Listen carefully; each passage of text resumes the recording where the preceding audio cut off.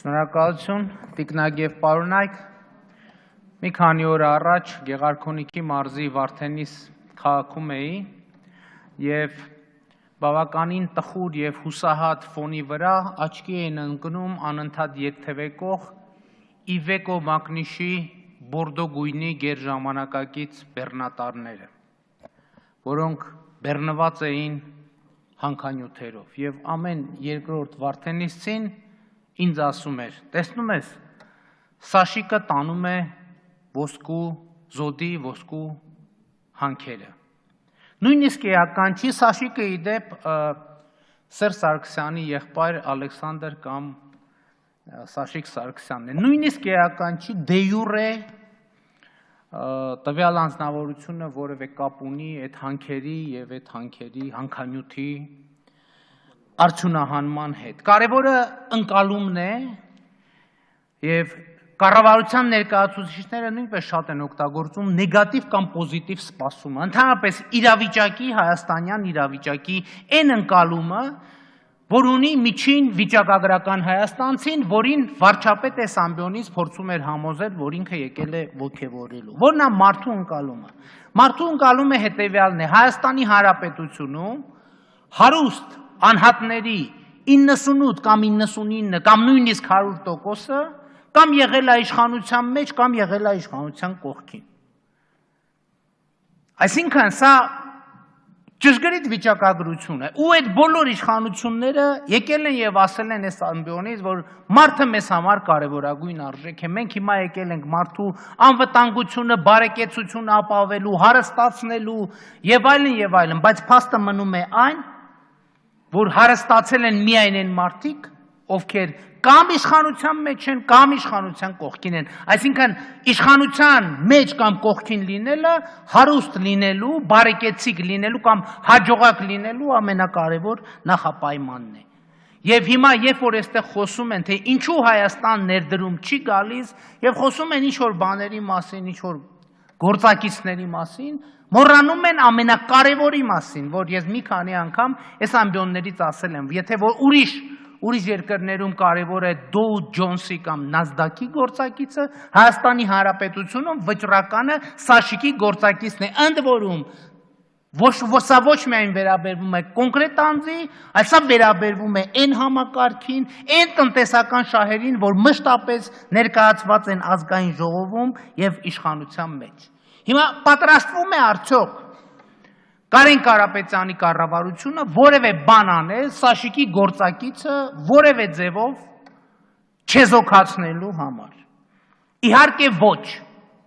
որովհետև երբ որ նայում ենք այս դահլիճում ներկայացված և կենտրոնացված են ամբողջական տնտեսական շահեր,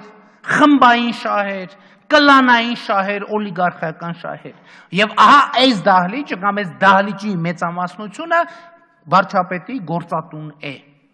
Եվ նրա գլխավերևում կանգնած է այդ բոլոր շահերի ամենակարևոր արտահայտիչը Սերժ Սարգսյանը։ Հետևաբար, ընդհանրապես խոսել ես նոր կառավարության գործունեության տնտեսական կոնտեքստի մասին, անիմաստ է, որովհետև տնտեսական հարաբերություններում չի կարող որևէ բան փոխվել։ Ընդհանրապես վերջին 15-16 տարում Հայաստանի տնտեսական մոդելը չի փոխվել։ Տնտեսական մոդելը շատ պարզ է։ Այն գերագույն արժեք հանդիսացող քաղաքացին պետք է գնա խոպան։ Եվ եթե խոպանից կուղարկի 3.4 միլիարդ փող Հայաստան իր ընտանիքին,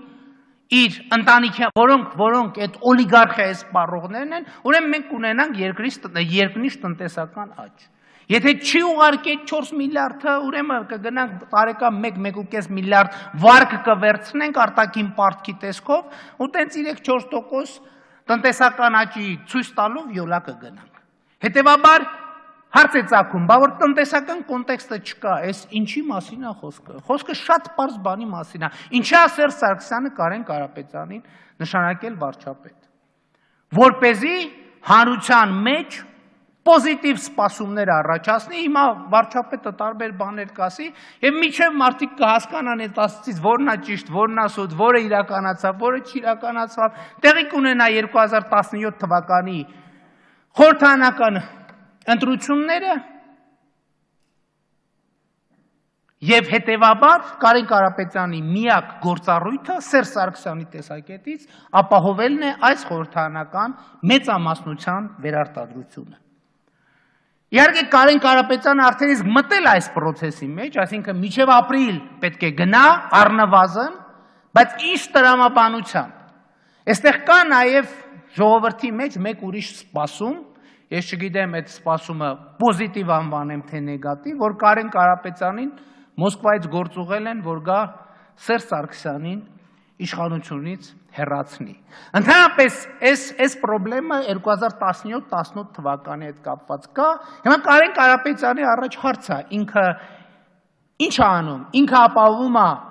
2017 թվականին Սերժ Սարգսյանի մեծամասնության հաղթանակը խորհրդարանական ընտրություններում, որպեսզի 18 թվականին իր տեղը զիջի Սերժ Սարգսյանին, թե ինքը այնուամենայնիվ այդ ժամանակը պիտի օգտագործի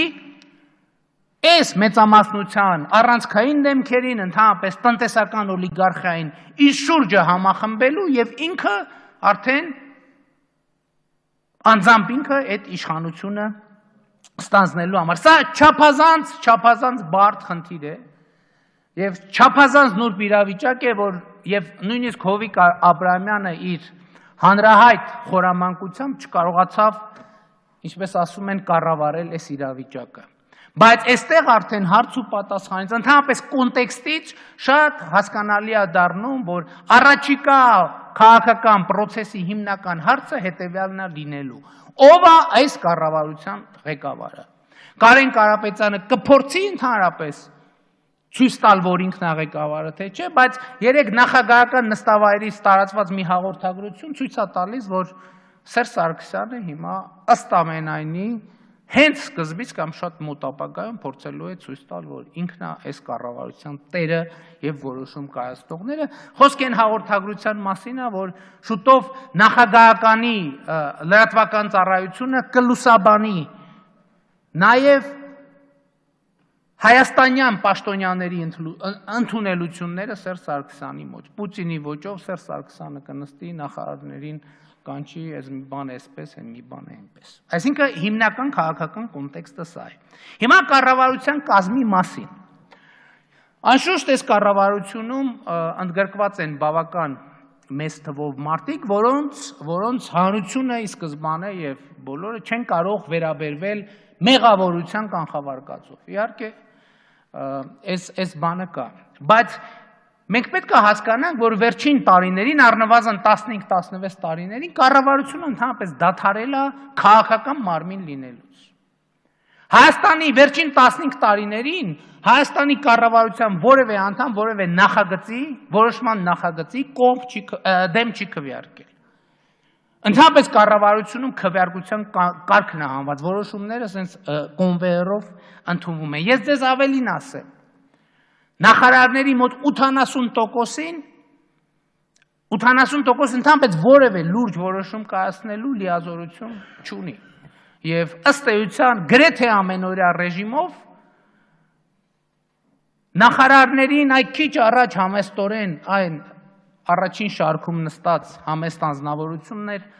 երկար տարիներ նախարարներին զանգում եւ ասում, թե ինքը ոնց պետք է այդ օրը շնչի, ոնց պետք է այդ օրը արտաշնչի։ Խոսքը Վիգեն Սարգսյանի մասին է, որը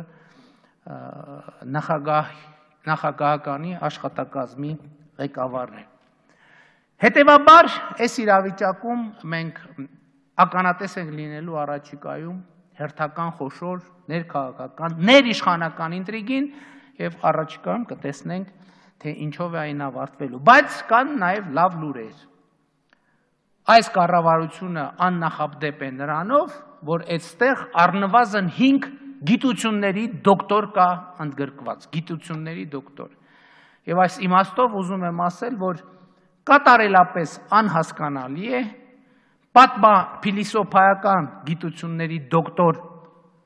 Սուրիկ Խաչատրյանին Սյունիքի մարզպետի պաշտոնից ազատելը։ Շնորհակալություն ուշադրության համար։ Պարոն Այվազյան, համեցեք, բայց մինչև դուք մոտենաք, ես իմ հարգարժան գործընկերոջը տեղեկացնեմ, քանի որ ինքը շատ փորձառու գործիչ է, քաղաքականության զբաղվող անհատը պետք է իմանա, որ յուրաքանչյուր կառավարության քաղաքական պատասխանատու եւ տեր այն քաղաքական ուժն է, որը ձևավորել է այդ կառավարությունը։ Կարեն Կարապետյանի կառավարությունը ձևավորել է Հայաստանի Հանրապետական կուսակցությունը Սերժ Սարգսյանի գլխավորությամբ։ Համեցեք, պարոն